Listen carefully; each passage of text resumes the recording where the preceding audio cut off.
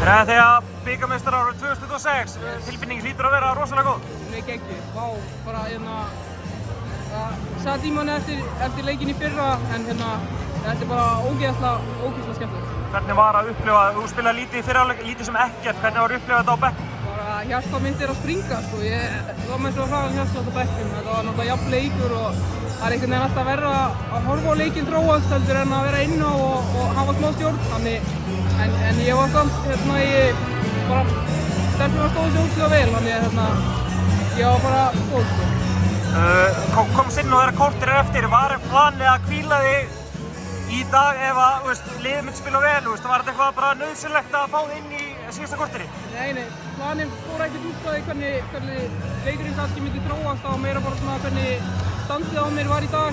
Ég er náttúrulega ekki búinn að spila lengi, þannig þetta er náttúrulega krefjandi leikir, þannig við ætlum bara að sjá hvernig ég var eftir síðasta leik, í uppbygginu í dag og mér leið bara vel, þannig fekk leyfi til að spila þessum lengi. Þú hefur verið meidd mikið eftir áramót, bara síðan á HM, hvernig er standið á þig? Ég er að koma til, en eins og ég segi, þetta er svolítið dag fyrir dag og maður reyna að fara ekki fram úr okkur og bara ég sjá hvernig ég verð dag fyrir dag, sko.